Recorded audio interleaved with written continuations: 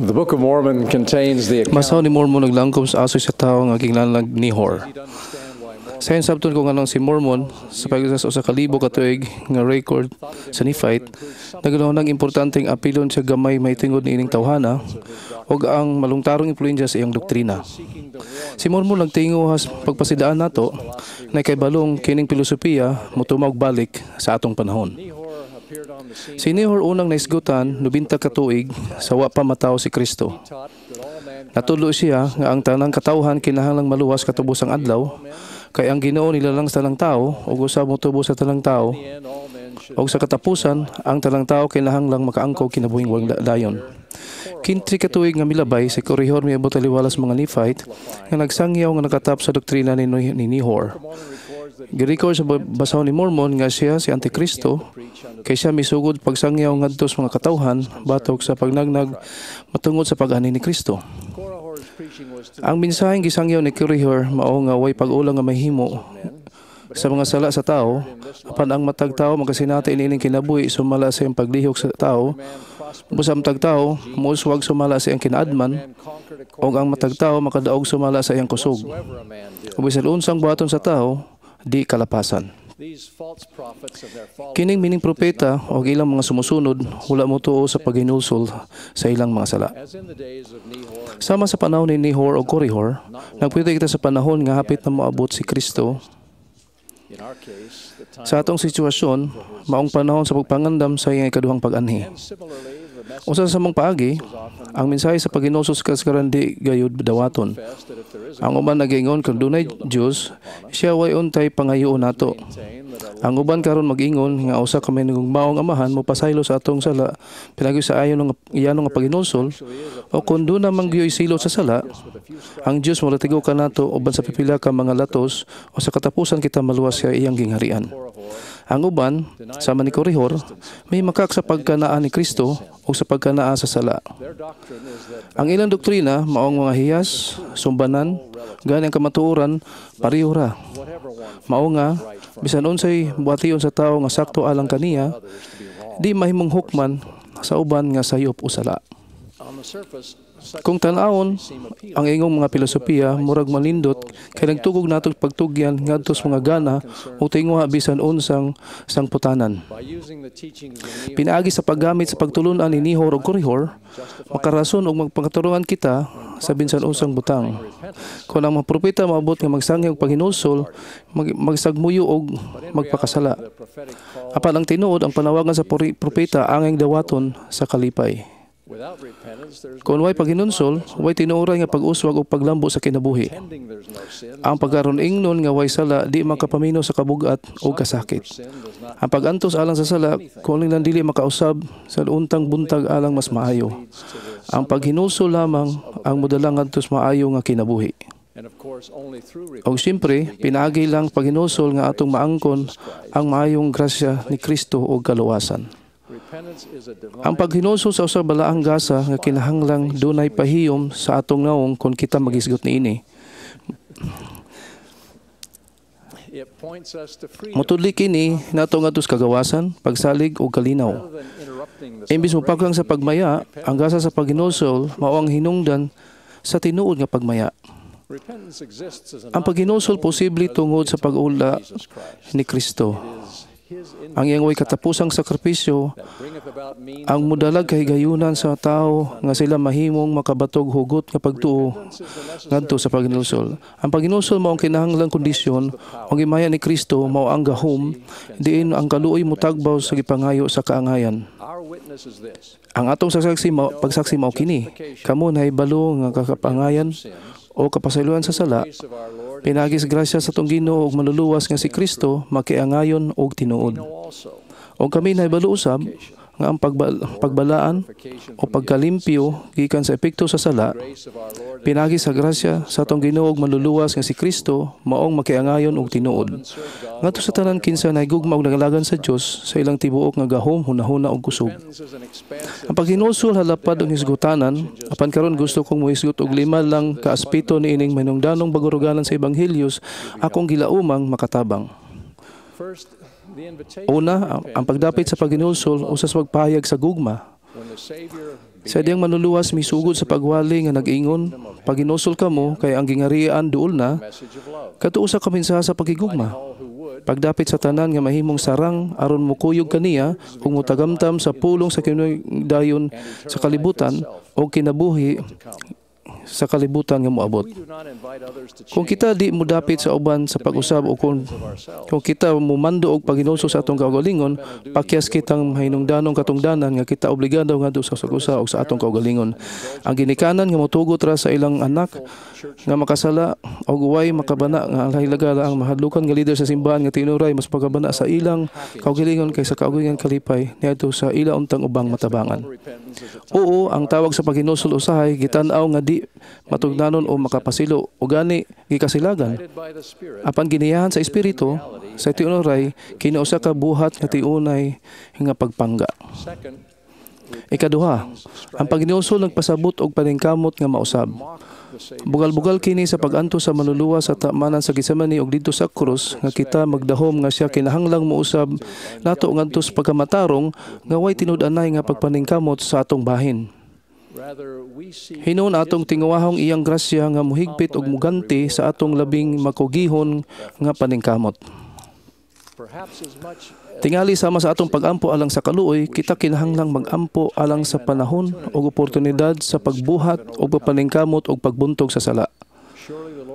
Sigurado gyud nga ang Ginoo mo panalangin sa tao nga magtinguha nga takos nga moatubang sa hukmanan kinsa determinadong magadlaw sa pulihan ang kahuyang og kalig-on.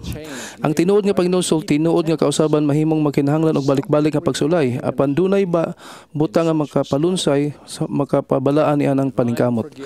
Ang balaang pagpasaylo og pag-ayo hilom nga moabot niya nga kalag.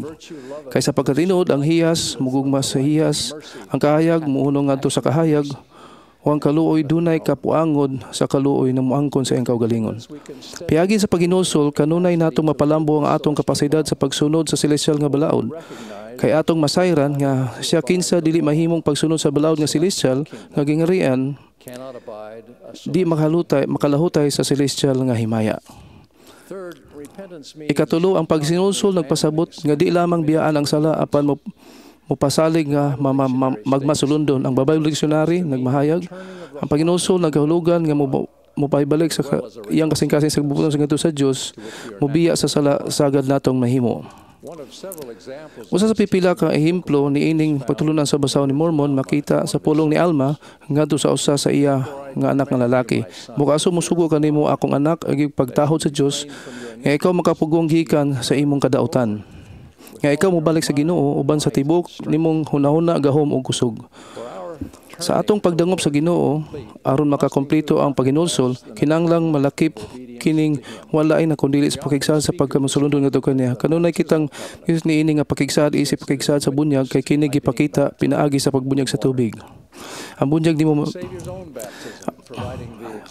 mismo sa maluluwas sa gatag ehemplo nagmatuod sa iyang pakigsaad sa pagsunod sa amahan. Apan bisan pa sa iyang pagkabalaan, siya may pangita ngadto katawhan nga sumala sa unod.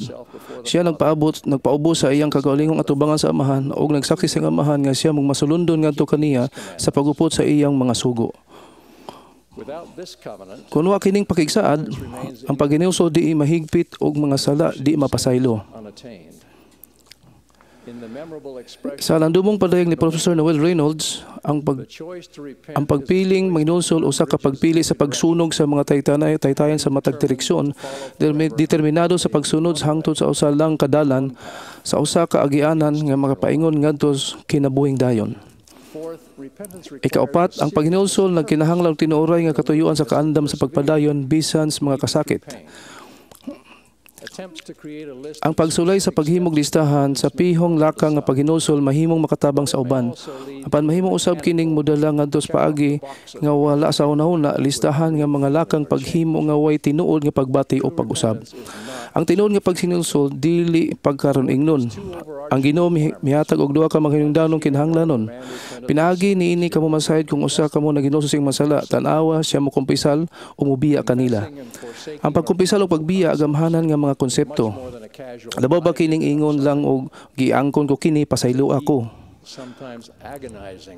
Kini lahom, sakit, usahay nga pag-angkop sa sayop nga kalapasan ngadto sa Dios ug sa tawo. Ang kasubo og pagmahay nga mapait nga luha kasagaran mag-uban sa pagkumpisal sa usa ka tawo. Ilamin nagugon ang iyang binuhatan maong hinungdan sa kasakit ngadto sa laing tawo o labing pait nakatukmod sa uban sa pagpakasala. Mao kining dakong kasakit, kining paglantaw sa mga butang ingon nga kini nga nagtukmod sa tao sama ni Alma sa pagtuaw, O Hesus, ikaw ang anak sa Dios, maluoy ka kanako, kinsa niya sa apdo sa kapaitan o sa giliyukan sa way katapusang kadinas kamatayon.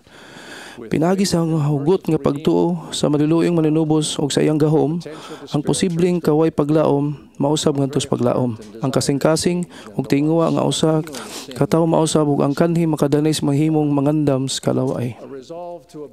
Ang desisyon sa pagsalikway sa pagbiya sa sala ug paghiuli, ingon kahingpit kutob sa mahimo, sa kadaot nga iyang nahimo, bation na karon niya ng bag-ong kasing-kasing. Kining ligong determinasyon sa di madugay motubo ngadto sa pakigsaad sa pagsunod sa Dios. Human paghimo ni ana nga makigsaad sa Espiritu Santo ang mensahero sa walang grasya, magdalag kahupayan o kapasayloan. Ang usa ka tawo madasig sa paghayag usab pagipahayag ni Alma ug unsa nga mahingpit nga kalipay ug unsa ka kaybulungan nga kahayag sa akong nakita o ang akong kalag na puno sa hingpit nga kalipay labaw sa akong kasakit. Bisan unsang kasakit nga gikinahanglan sa paghinusol rayo-ra sa pag-antos nga gikinahanglan sa pagtagbaw sa kaangayan alang sa sala nga wala mahinulsol. Ang manluluwas namulong og gamay kabahin sa unsay iyang giantos aron pagtagbaw sa gipangay sa kaangayan sa pag-ula alang sa mga sala apan siya mihimo niining mapadayagon nga pamahayag. Kay tanawa ako ang Dios nagantos ni ining butang alang sa tanan nga sila dili magantos kung sila maghinulsol. Apat kung di sila maghinulsol, sila kinahanglan gyud nga magantos sa makanako. Kansang pagantos nakahimo sa akong kaugalingon gani ang Dios ang labing halangdon sa tanan sa pagkurog tungod sa kasakit ug sa pag-aga sa dugo sa matag lungag sa panit ug sa pagantos sa lawas ug sa espiritu ug buot nga ako unta di mo inom sa mapait nga kopa. Ikalima, unsa pa man kasakit ang paghinulsol, kini matabunan sa hingpit nga kalipay sa pagpasaylo. Sa usa ka pagkigpulong sa kinatibuk ng operensyang giuluhang The Brilliant Morning of Forgiveness, si Presidency Boyd K. Packer mihatag niini nga analohiya. Niadtong Abril 1847, si Brigham Young nangulo sa unang grupos pioneer pagawas sa winter quarters. Sa samtang higayon, 2,500 ka kilometro ngadto sa kasadpan, ang luyang nga nasukagod sa grupo ni Donner na isalaag pagdulhog sa kabukiran sa Sierra Nevada paingon sa Sacramento Valley. Sila nakasinati sa grabing kabugnaw sa nagtanggong sa gitagakan sa snow sa ubos sa kintumian sa bukid. Di katuan nga dunay mabuhi siya sa kagutom sud sa adlaw, semana ug bulan ug di maulagway nga pag-antos. Apil kanila mao ang 15 anyos nga si John Breen. Sa gabi sa Abril 24, milakaw siya paingon sa rancho sa mga Johnson. Katugan ng milabay si John misulat. Gabi na kaayo nga maibot kami sa rancho sa Johnson, maong ang una ko kining nakita pagkaugma na sa buntag. Maayong panahon, ang yuta na puno sa berde nga sagbot, ang langgam nag-awit gikan sa tumoy sa kakauyan ug ang panaw matapos na. Di ko mahapit makatuo nga nabuhi pa ako. Ang talan-awong akong nakita niya ng buntaga o di mawala sa akong unahuna. Kasagarang pangitabo, di na mahinumduman apan kanunay na akong makita ng kampo do sa rancho sa mga Johnson. Sa sinugdanan, naglibog yun kog iyang pamahayag sa kasagaran nga pangitabo, di na mahinumduman. Unsang paagiha nga dugayng bulan sa grabe nga pag-untos kasubo mawala sa iyang unahuna.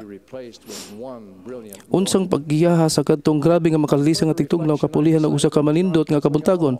Human sa dugang pagmaulandong kabahin niini naghukom ko nga nakita ko og susama nga butang nga nahitabo nga sa tawo sa akong kaila. Nakakita ko og usa ka tawo nga nagpagkasala sa ipiritahong kagutom og sa pagkingon sa kabuntagang kapasaylonan. Sa diyang kabuntagon miabot, sila nakakaton niini. Tanawang dili na mahinumdumon kanila. Ako magpasalamatong mo ila ug mapanood nga di masabdan ang pag-antos, kamatayon ug pagabanaw sa atong Ginoo mupahinabo sa kasabutan sa paghinulsol. Ang balaang gasa sa paghinulsol, maong yawi sa kalipay niining kinabuhia ug human niini. Gamit ang pulong sa maluluwas ug sa dakong pagpaubos sa ugugma, ako mudapit kaninyo sa paghinulsol. Kay ang gingirian sa langit, duol na. Nasayod ko nga pagdawat ni ini nga pagdapit, makakaplag ka mog hingpit nga kalipay, karon og sa kahangturan. Sa pangalan ni Jesucristo. Amen.